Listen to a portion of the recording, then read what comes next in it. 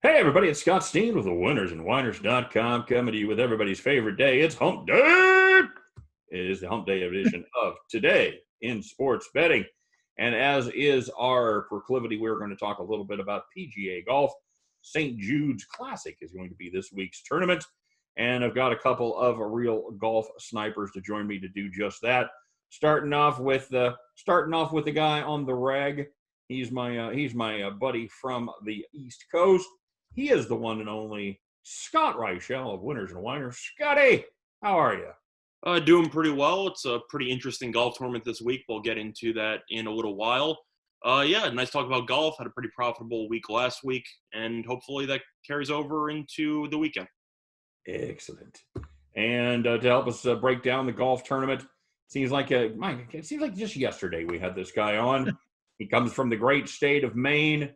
You know him, you love him. He is the Dominator. It's David Hess. Hey, Dave, what's up? I'm doing pretty good. It's another week, another golf tournament. Should be an exciting one this week. And another day, another Maine forecast. Dave, what's the temperature up there? I think it's in the 90s again, or the upper 80s, I should say. Same here. You're welcome. You're welcome here anytime. It's going to be a nice mid to low 80s today. A little rain on the horizon. So, just saying, it's a good time to be in Missouri. Especially after. How do you feel about your new part-time owner, Patrick Mahomes? I feel very good about having young Patrick Mahomes have a little piece of the Royals. We still haven't seen what that equity looks like. I think it's cool. It's Believe it or not, I don't think he needs the equity, but I think he'll appreciate the equity when the team's worth a little bit more in a handful of years. He's a baseball guy. Did you happen to read the story in the Athletic about him pitching in high school? Well, I know he was great at pitching. I know his father was a pitcher, so I'm sure he cares a lot about baseball. He just knew that he can make $500 million playing football. So yeah, he was a very good high school pitcher. Topped out about 90. In fact, the Detroit Tigers have drafted more first round quarterbacks than the Lions have. More Super Bowl winning quarterbacks than the Lions have. He was actually a deep pick for the Tigers, like 40th round or something. So, little fun fact there, just to drive that home for my people up there in Detroit who are suffering with a lack of all things sports. But let's we talk about being today in sports betting, and of course we would be remiss if we didn't talk about what was going on. For once, it's not going to be the coronavirus that leads our story. It's going to be Joe Kelly, and apparently trying to get retribution for the entire league against the Houston Astros. Scotty, what happened down there? So it was in the middle of I want to say it was, what was it, the 7th inning or the 8th inning? Either or. The Dodgers were up 5-2, and Bregman came up with nobody on base. So Bregman's up. It's a 3-0 count. Kelly can't find the zone because he's Joe Kelly, so of course he can't find the zone. And he just decides, all right, I'm going to walk him anyway. Why don't I just launch this 96 mile an hour behind his head and just see what happens? So he just launched it behind his head. Bregman gets up kind of like, all right, I guess we're doing this now. He walks to first base. No warning from the umpires. Nobody says anything. So I was a little bit confused because I thought I saw what I just saw, but nobody reacted like he just tried to kill Bregman. He walked to first base. Kelly walks another guy. There's 2 outs in the inning.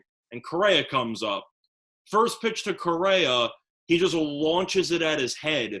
Correa ducks. It was really funny because Kelly couldn't find the zone with his fastball. So he threw an off-speed pitch at Correa's head because he had more accuracy with the off-speed pitch. So he launched it at Correa's head. Correa ducked, wild pitch, whatever. Correa got up and he looked at Kelly, and Kelly looked back at him and whatever. Kelly struck him out, and then Kelly just started taunting Correa after the strikeout, and they exchanged words, and then the bench is cleared, and that was pretty much the end of that. But Joe Kelly, in a 3-run game, tried to kill 2 people. So, a lot of people were coming to his defense. Some people are saying that he's the automatic vote for the Cy Young Award just for that one performance. But I understand the Bregman thing. Personally, the Correa thing, I get that you want to get retribution. Trying to hit the guy in a 3-run game to put the tying run on first base is probably a stupid move. You might want to find a better spot for that in the future, but he ended up getting away with it. So it all worked out in the end. Dave, was there any chance these were just two pitches that got away from him? Is there any chance, as wild as he was, there was no ill intent? I doubt it. I mean, I've seen some props. I don't know the exact numbers, but I know there were props out there on how many times the Astros would be hit by pitches this year.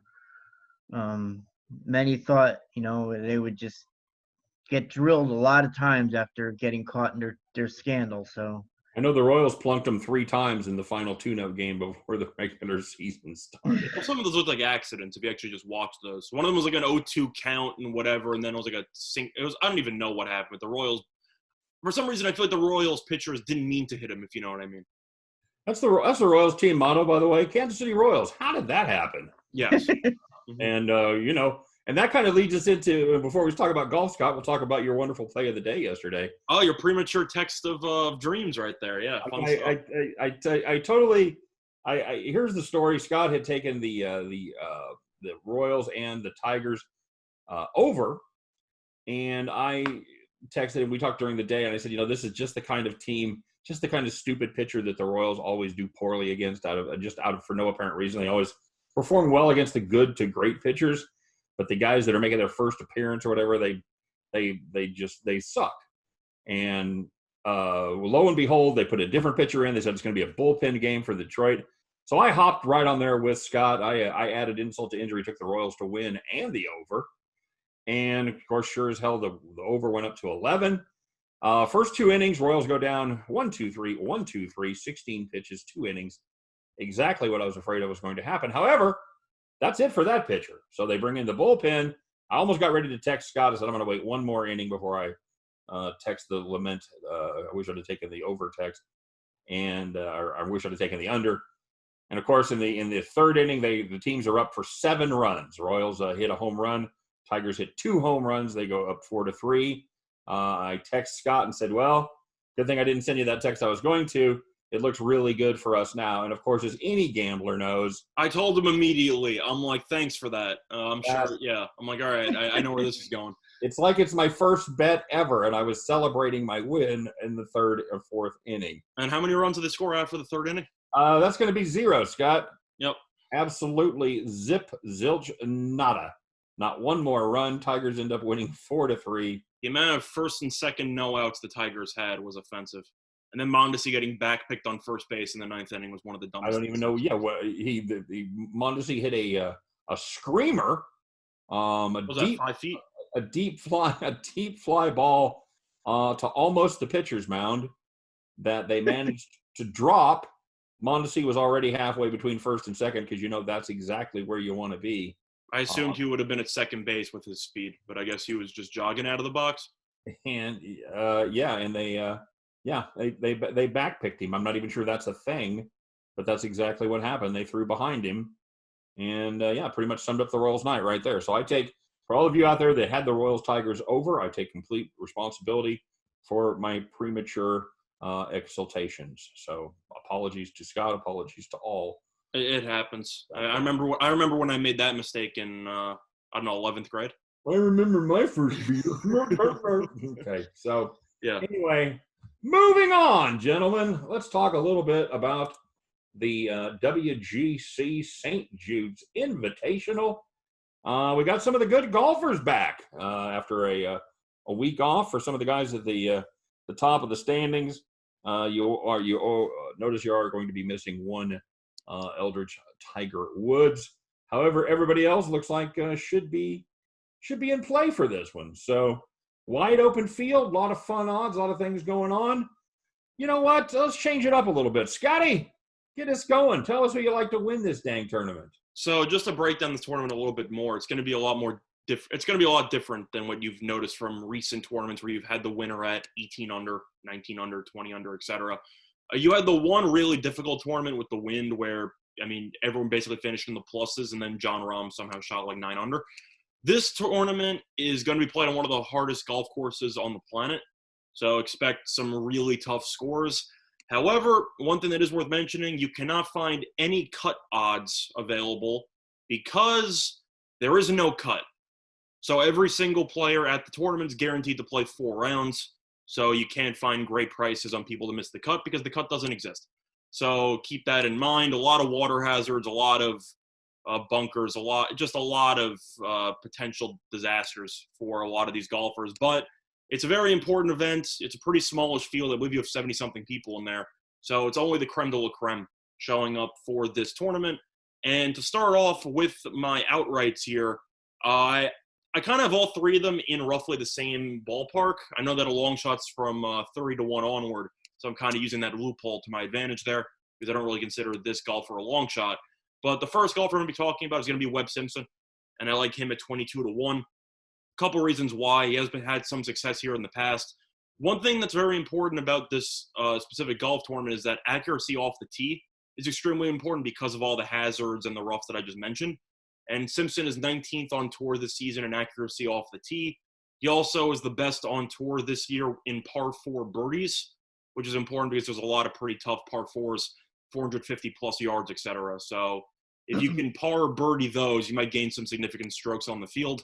And last but not least, Simpson, according to statistics, is the best putter on tour this season.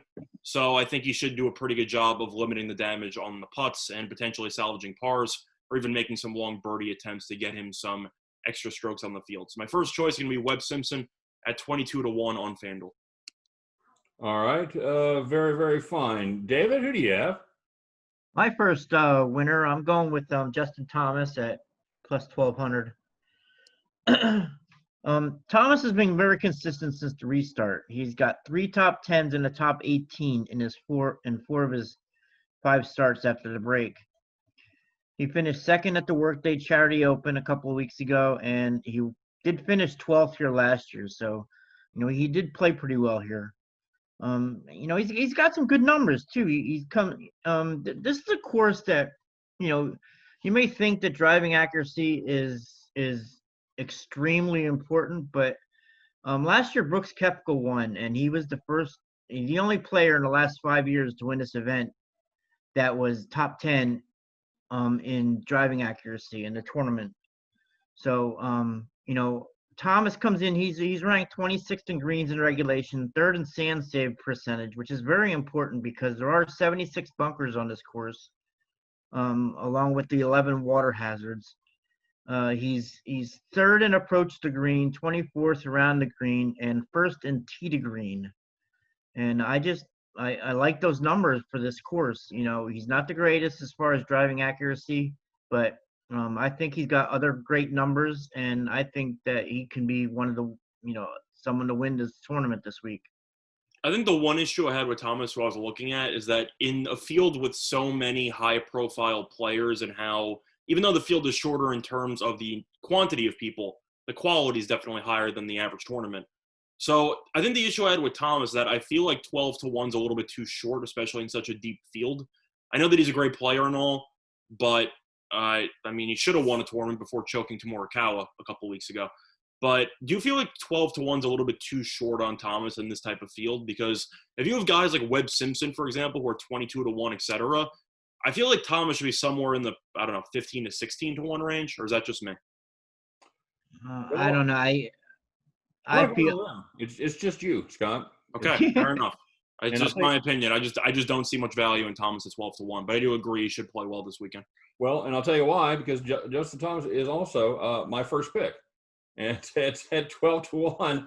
So in this group of 3, it's definitely just you. I like Thomas's ability to play well against great competition, and I like his ability to play well on WGC courses. He's finished 12th or better in 6 of his last 7 WGCs. Actually won this event last time it was played. Of course, that was in Ohio, so it's a little bit, of course, it's a different course, but it's a very similar feel. A lot of bunkers, a lot of water, like you said. And he has been pretty much the model of consistency. He's missed just 3 cuts this year. And in the 15 tournaments that he has played, he has not finished lower than 18th. He is steady Eddie out there for all the reasons that Dave laid out. I'm going to also make him my first pick. No, I don't like him at 12-1 as much as I would at 15 to 18-1, which is probably a little closer to where it should be. But I think it's the guy that has the best chance to win this week. And I think it's a matter of just putting it all together for 4 rounds. I think this could be the time that happens. Give me Justin Thomas at 12-1. Okay, Fair enough. I feel like we both kind of agreed there, where I didn't say I didn't like Thomas. I just said 12 to 1 I thought was a little bit too low. And you tell me, I guess I'm alone, but if it was 15 to 19, I'd feel better about it. Like, oh, I guess. All right, thanks.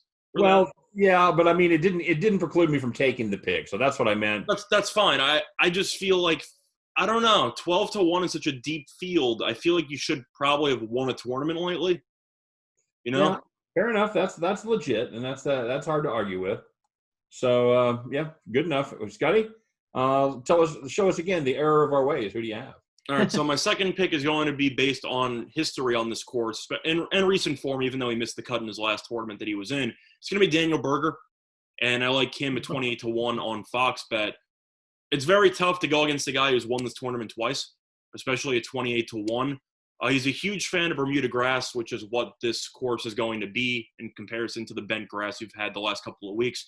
So Berger loves this putting surface. He's won this tournament twice. And he also is pretty good off the tee at 33rd in accuracy. So it's just a matter of history on this course and with the actual features of the difficult golf course as a whole. It's tough to take the two-time champion at 20. It's tough not to take the two-time champion at 28 to 1. So my second pick is going to be Daniel Berger at 28 to 1 on Fox Bet. Okay. All right. Very good. Very good. David, who do you have in the number 2 slot? Well, okay, I was gonna use my 3 spot first, but I'll go with my number 2 spot now, which kind of gives you an idea of who I'm going with number 3, I guess, after Scotty's pick. I'll be going with Bryce DeChambeau in my second spot here, at plus 1,200.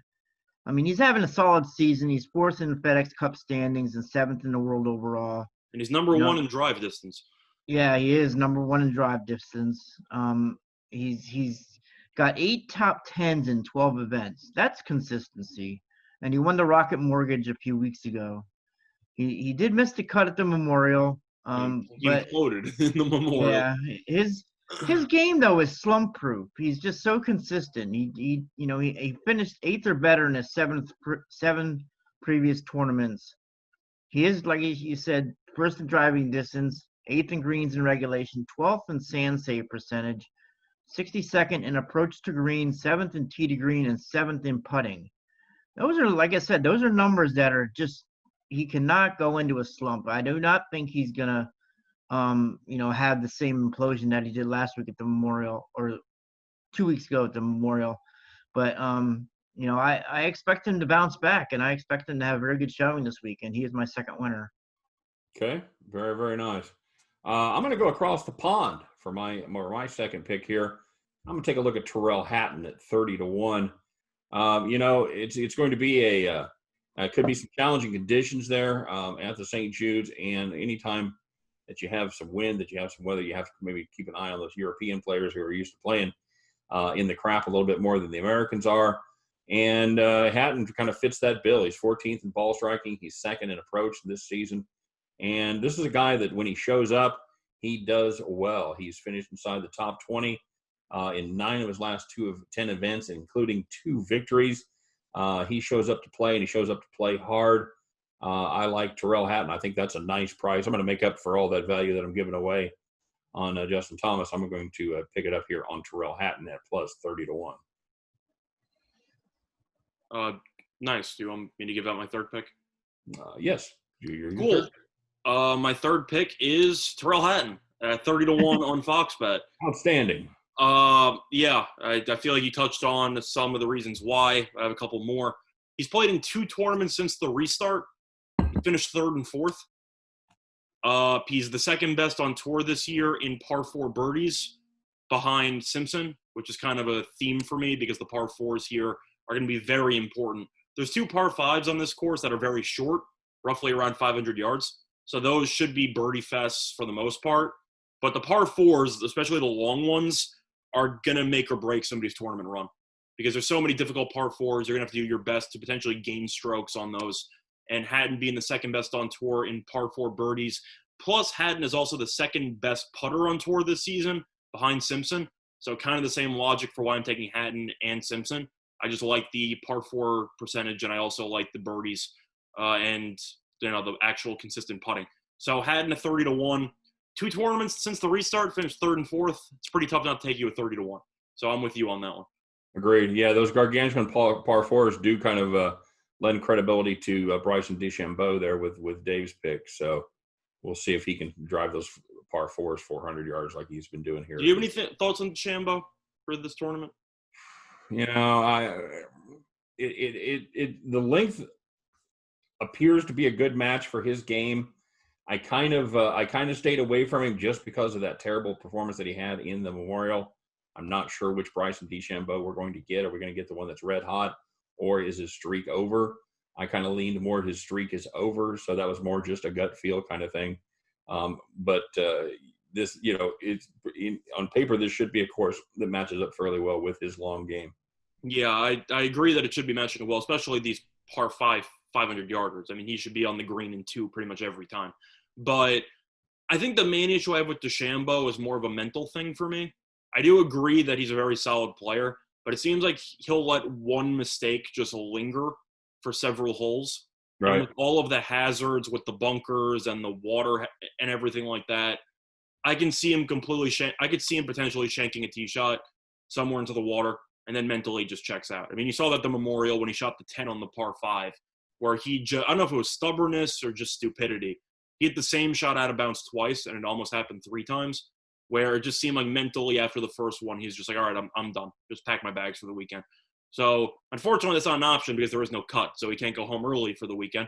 But that's one thing I have an issue with Deshambo, where even though he finishes top 10, he does well.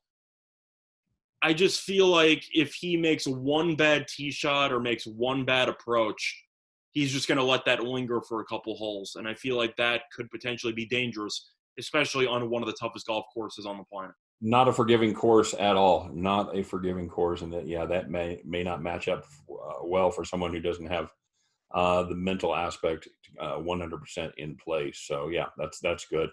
So, Dave, after Scott and I have just taken 5 minutes to tell you what a piece of crap pick DeChambeau is. I don't hate it. I'm just saying that's what scared me off from those odds. I totally get that. Dave, what's your third pick? Who's your long shot? Before I get to my third pick, is anyone else tired of seeing Rory Mcilroy near the top of the standings or the odds board? Well, he's been great here historically. I believe he's finished top 6 in every trip he's had here. So I feel like it might be warranted, even though he has underachieved so far since the restart. Also, name brand, people are going to take him no matter what. I haven't taken him yet. I've gone against him in some props, but I haven't taken him yet since the restart. I mean, he's finished 11th or better in all 4 of those restarts. He's terrible every Sunday. But 32nd or worse in 3 of the 4. So that's a good comparison by Scott, by the way. He is the Kyle Busch of golf this season. Yeah. Name recognition, but having a down year. Absolutely. He has been great here historically, so I can understand the appeal this weekend. But until somebody wins something, or at least looks close to winning something, I'm not taking Rory. I think he hits the wall in turn 4 on Saturday. That's my prediction for Rory. Okay. My third pick is going to be Daniel Berger at 25 plus 2,500 at Bet Online. He missed a cut a few weeks ago at the Memorial, but he's finished 9th. The last hole to miss the cut. He finished 9th or better in his previous 5 tournaments. I mean, that's consistency also, which and it includes a win at the Charles Schwab and a tied for 3rd at RBC Heritage. So and as you mentioned, Scotty, he did win 2016, 2017. So he does have some good history on. Yeah, has had some good times on this course. I wish he was a little bit better in greens and regulation. He is 72nd in that, but he's 41st in approach to the green, 21st in sand save percentage, 18th in tee to green, and 13th in putting. I mean, those are numbers that are pretty much solid overall. And he's and as I said, he's already won this twice. So I like Daniel Berger as my third pick. Okay, very good, very good. For my third pick, I'm going to go with Patrick Reed, guys. 35-1, just kind of sitting out there for the picking. This is more of a value play for me, Scott. This is kind of the antithesis of my Justin Thomas pick, where I kind of ignored the odds and picked him because I thought he was going to be somebody who performed well. This is a guy who I'm picking mainly because he's got a good price on him at 35-1. He closed out the Memorial strong, played well there in Ohio. He was 12th here in last year, and he's already got a win in a GC event this season. And he's really, really playing good golf. He's been a top 15 a couple times, including 12th a year ago, and he's and driving the ball as well as anybody. And I think that's going to be extremely important at this long course. I like Patrick Reed, 35-1. So Reed, I'm a little bit torn on Reed because I do think that this course translates well to his skill set. I think the issue that I have with Reed is that since the restart, he's been very inconsistent. He's missed a couple cuts. He's had some really good Sundays to put him in top 10s after some, I'd say, decent first 3 rounds before exploding on Sunday for a very good score. I like Reed as a golfer. It's just a matter of consistency. That's the issue there. But since he's guaranteed to make the cut, I think you have a good argument there that he could make a deep run. It seems like he'll struggle a little bit in the first couple of rounds, and then he'll pick it up the longer the tournament goes on. So since he's guaranteed to get to 3 and 4 on the weekend, I think he could put together some really good rounds on this difficult golf course. I think the issue is just consistency for me. But at 35-1, I definitely understand where you're coming from. Right, yeah, and this is a pick. If it's 25-1, even 27-1, I'm probably not going to make it. But at 35-1, I think that's up in the Price is Right neighborhood for me. So Patrick Reed is going to be my long shot and my third pick. Dave, you have any thoughts on Patrick Reed? No, well, I did look at him a little bit, but I kind of just stayed away. He could have a good weekend. He could also finish in the 30s. So, not really many thoughts on Patrick Reed. I'm trying to see if I can find a better line for Monsieur Reed. Do I see a better line? No, I do not see a better line. Sorry. Okay. All right. How do you really feel? Well, I was looking forward to try to do you a favor, and apparently there were no favors to give. So, sorry. No favors to give, man. All right. Scott, Dave, go ahead and kick us off. What do you got for props? My first one is I'm going to go with Abraham Answer in the tournament matchup over Sergio Garcia. I just, Answer last week or at the Memorial finished 58th, but before that he was 11th, tied for 11th. He was second at the RBC Heritage and 14th in Charles Schwab. Wow. And I just feel that, he's got 7 top 25s in 15 events played this year. So, and I just feel that, he's gonna do a lot better than Garcia this week. Okay. All right. Very good. Scott, what do you have for your first prop? All right, so my 3 props are pretty limited market-wide. DraftKings didn't even have anything on this tournament. I think they might have forgotten this tournament existed because I don't see any outrights, I don't see anything for DraftKings, so it's basically useless for this tournament. Oh, it's there. You just had to get there. Yeah, FoxBet, I was looking at, didn't have anything until this morning. Mostly relied on BetOnline because BetOnline had some props up earlier. I'm very consistent with the props this week. I'm fading one golfer in particular. Unfortunately, I couldn't fade Koepka because I didn't really see many options. I found one. I didn't either. I was looking to fade him also on a matchup, but I didn't see much for Koepka. I found one option on Koepka for a fade, which I'm going to give out. I actually won on this prop last week. It's going to be Finau over Koepka at plus 105. However, there is a tie option, so you could lose on a tie. I know Koepka won this tournament last year, but, let's be real. He's been terrible. There's no way to put it. Finau, even though it was a very easy golf course last week, he did pretty well the week prior before falling apart on the weekend. And I think that Koepka is currently playing like a shell of his former self with the injury that he has in his knee. So for that reason, the first play I'm going to give out is a matchup Finau over Koepka at plus 105 on FoxBet. Okay, very good. I'm going to go back to the well on a pick that was actually worked out well for me last week, even though I wasn't on the show. But I had I like the Top Guns again this week against the field at plus 145. Who are the Top Guns this week, you might ask? Well, real quickly, for that 145, you get John Rahm, Justin Thomas, Rory Mcilroy, Bryce DeChambeau, Patrick Cantlay, and Xander Schauffele. So I like the fact that you get that many picks. I think you're getting some of the top names right there at plus 145. Give me once again right into the danger zone. I'll take the Top Guns.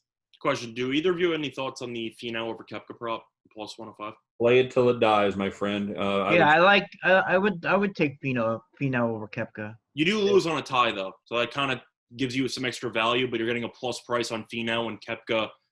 I know he won last year. I don't think that matters at this point. So yeah, I honestly Koepka, even though he's kind of here because he's defending the title and etc. You have a knee issue and this is your fourth straight weekend playing golf. Maybe you should take a breather, Yep. But it is what it is. Yep, I totally agree. I like to fade Koepka with that knee. Just it's not his year. I don't think things are going to get better till he gets the knee fixed. Apparently, he's not going to get the knee fixed. So yeah, fade Koepka all day, every day. Like that play very much. Prop number 2, Scott. All right, so the other 3, I'm going to be fading another golfer who's been terrible, and I feel like you know who I'm talking about. I'm going to fade Dustin Johnson. I know that he's won this tournament in the past as well. I don't really think that matters when you've scored 3 straight rounds, basically in the 80s. So I don't think that really matters. He withdrew from his last tournament with a back injury. Do I think he actually had a back injury? No. I just think he didn't want to play because he knew that he had no chance of making the cut. He's been awful. Ever since he won that tournament, he's been terrible. And there's really no other way to put it. I know he's done well here, but nothing in his game looks good right now.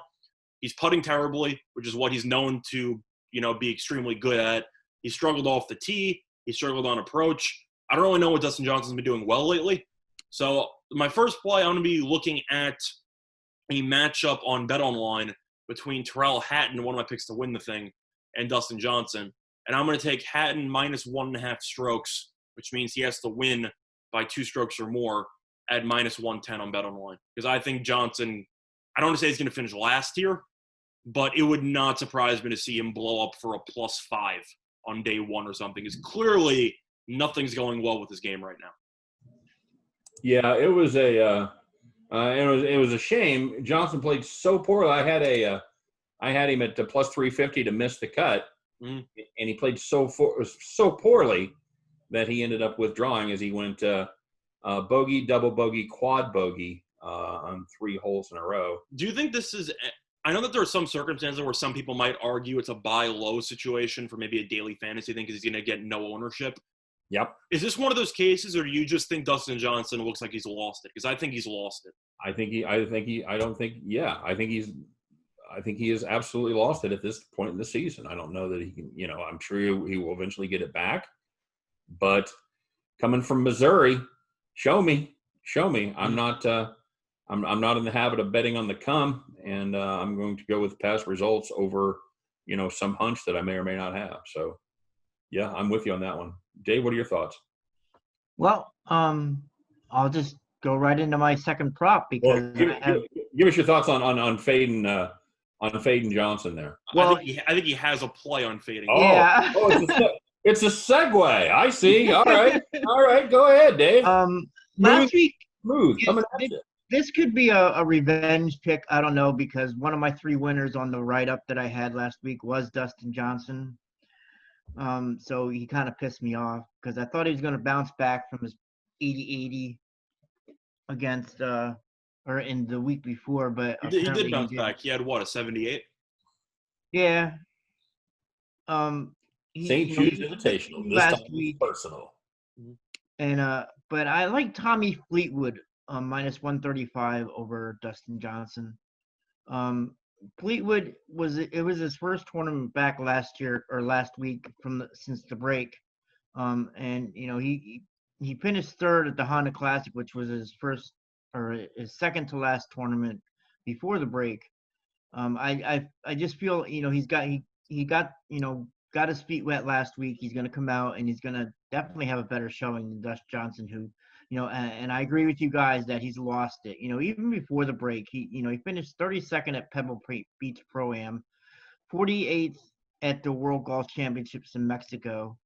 He did win the Travelers Championship, but since then it's been, he's missed a cut and he withdrew. In 3 of his 5 match or tournaments since the break, he's either missed a cut or withdrew. So, he's just not having a great year. This is a course that can get away from you quickly because of all the hazards that there are between the bunkers and the water. And, he had that quad, what was it, on a par 5 last week. And, that really did him in for the whole tournament. So, I just think that Tommy Fleetwood getting back, he is, ranked 12th in the world. So it's not like he's not a good golfer. He missed, he didn't play well last week, but getting his feet wet, I think he's going to have a better showing than Dustin Johnson, who may have mailed it in for the year. I don't know. He's just not playing well at all. When Tommy Fleetwood plays with Rory McIlroy, do they refer to that twosome as Fleetwood Mac? It should. You know what, guys? What if I told you could take the number 1 golfer in the world and get a stroke and a half? Would you be interested in something like that?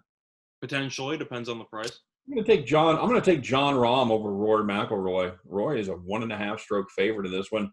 Yeah, we're gonna have to drink a little juice here. John Rahm minus 150 to pick up that stroke and a half. But I will take the best golfer in the world right now over the best golfer in the world in 2014. Maybe 2016. I could be doing him a disservice, but I will take. I'm going to take John Rahm over Rory McIlroy plus 1.5 minus 150. I think the only thing I might be scared of is the fact, I don't know if you believe in it, but the golf title hangover, where you win a tournament and then you kind of just, I don't want to say coast after that, but you aren't as dialed in or as focused on winning. I know this is a huge tournament though, so I don't think that'll play a factor. But I know, for example, Morikawa won. He missed the cut the tournament after. DeChambeau won, played tournament after, missed the cut. I feel like there is a chance that maybe Rahm is fat and happy from his victory that he had at the Memorial. But it's a huge tournament, so I don't think it should play that much of a factor. Well, let's make no mistake. We watch John Rahm play. He is always fat and happy. So no question. That is definitely true. That's a good point. Question about that. No, I'm not a big believer in that one, especially when it comes to I don't know what we'd call these tournaments, second tier majors, something like that, the WGCs. I think he's going to be dialed in this week. And I agree. I agree. I think the fact that it's this prestigious of an event that's not a major, I think will definitely help with that idea. I'm just mentioning that some of the recent winners on tour have missed the cut the following tournament they've been in. You're right. You're absolutely right. A little hangover there, probably literally and figuratively, but certainly not enough to scare me away from this pick. I get to back the best golfer in the world. I get to fade a golfer that I think we all agree is pretty much overpriced at this point in his career. I think he's overpriced, but I'm not touching anything involving Rory this week because he has been really good here historically. Fair enough. All right. Where are we at, Scott? Third and final pick or third and final prop? Well, I had 2 more, but Dave was looking at my sheet on one of them. I got Fleetwood over DJ at minus 135 on BetOnline. Okay. Fleetwood killed me last week. I didn't have him on air, but I had him off air because I found another golfer in a matchup against Koepka. I pretty much just went all in on fading Koepka, and that worked out really well for me last week. But Fleetwood's the only golfer who I had that, besides DJ actually, he's the only golfer that I had that lost in the matchup to Koepka because he shot +1 and he missed the cut, and Koepka shot 1 under and he missed the cut. But Fleetwood, I think there was just some rust involved since he hadn't played in so long. DJ might be in the worst form of any golfer in this tournament besides Koepka. So Fleetwood, who is a top 15 golfer in the world, he's got more reps behind him now. He looked a little bit shaky off the tee, which is usually one of his areas of strength. Even putting, he wasn't that great in his last tournament.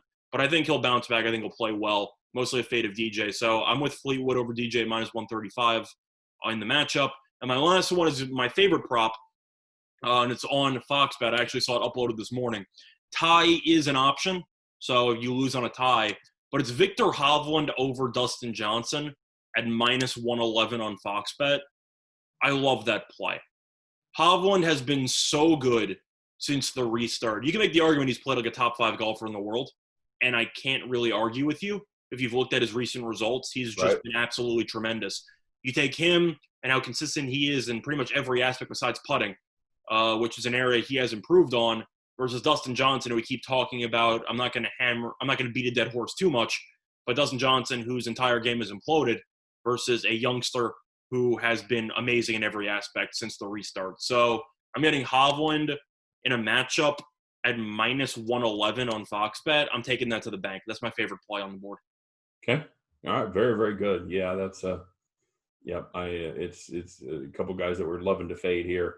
And Hovland has been kind of an under the radar guy, but playing very, very good golf. He's so young. People just didn't expect him to pick it up this easily or this quickly.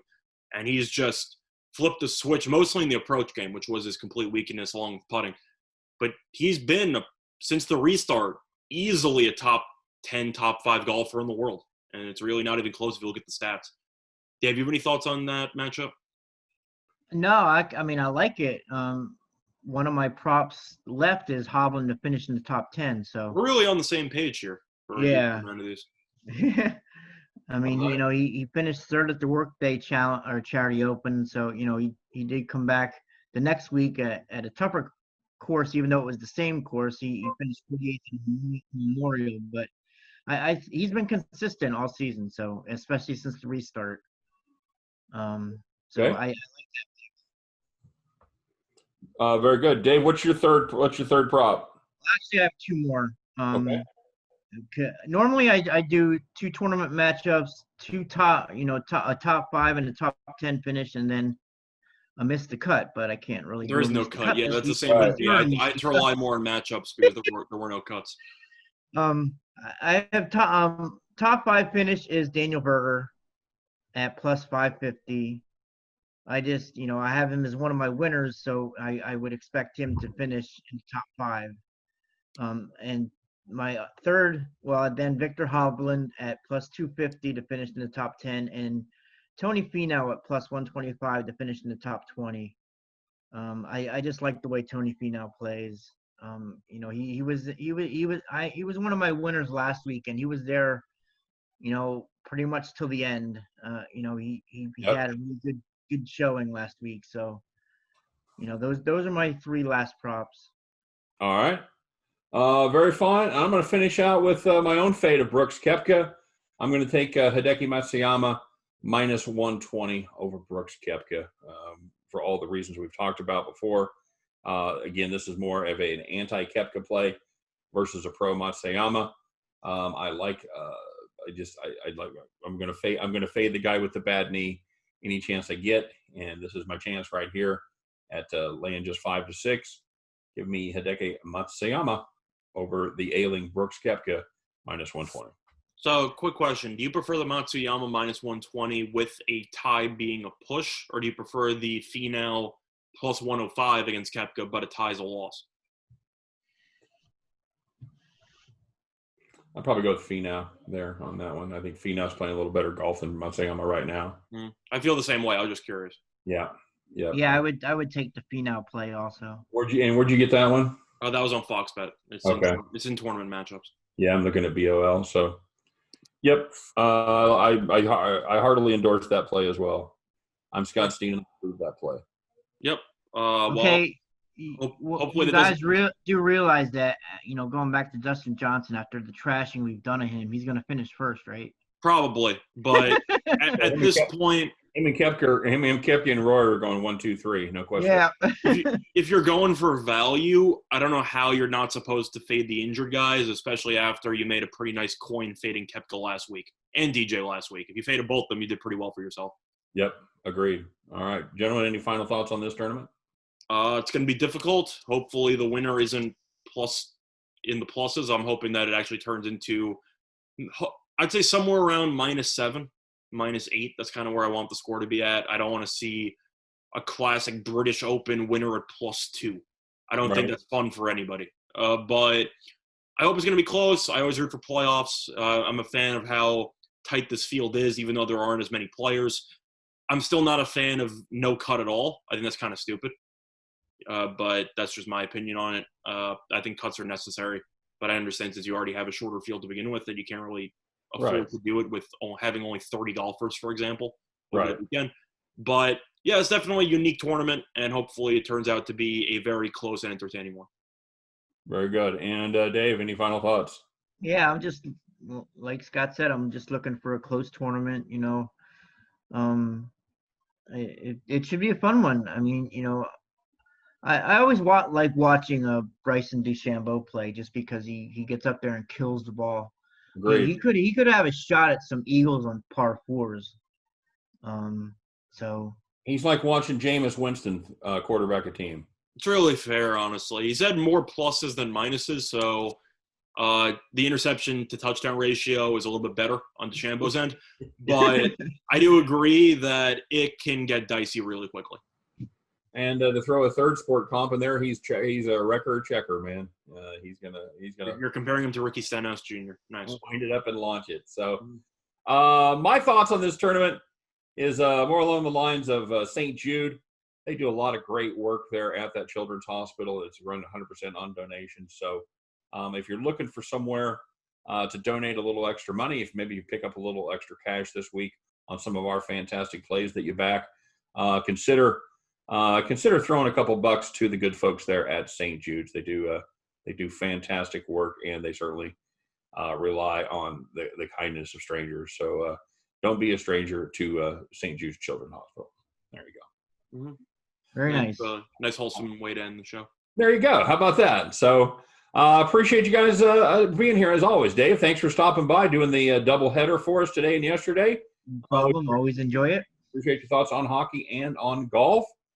And Scotty, of course, we always have fun. We'll be doing this show daily. The format's going to be changing just a little bit. Things that we're going to be talking about here, and you're probably going to be seeing a lot more of Scott and I in the future. On basketball starts tomorrow. Basketball starts tomorrow. Hockey starts 2 days after that. So today, yep. A lot of interesting stuff going in sports. I'm sure out of boredom, maybe the Miami Marlins will be watching the golf tournament this weekend because they got nothing else to do. Yeah. So, a lot of stuff going on, a lot of drama, unfortunately, but, you know, nothing comes as no surprise. Are we doing UFC tomorrow? Yes, we will be doing UFC tomorrow with none other than Winning Willie. We'll be talking about that. And, and then we're going to be starting to do some daily breakdown shows, Scott. And fun. Yeah, it should be fun. Like I said, you'll be seeing a lot more of both of us here on Winners and Whiners. So make sure that you check out our daily videos. We're going to be doing a lot of them. So yeah, make sure you stop by and check those out as well. And make sure you, of course, check out our websites, winnersandwhiners.com, and our sister site over there at statsalt.com for deep dives into all the sports we talk about. If you want to take a little more in-depth look, that is the place to be, as we have some fantastic handicappers over there writing about those events each and every day. So make sure you stop by and check out those sites as well. And, of course, don't forget to consider being an insider there for just pennies a day. You can have all the straight dope and all the picks on each and every game. So for myself, for Scott Reichel, for Dave the Dominator Hess, we appreciate everybody being here today. Hope everyone has a great day. Hope everybody has a profitable day. May you hope all the picks that you're on, hope they all cash for you. And, we'll be back to Fired Up tomorrow on the UFC. But until then, you guys take care. Have a great day, and we'll see you next time. All right? Bye-bye.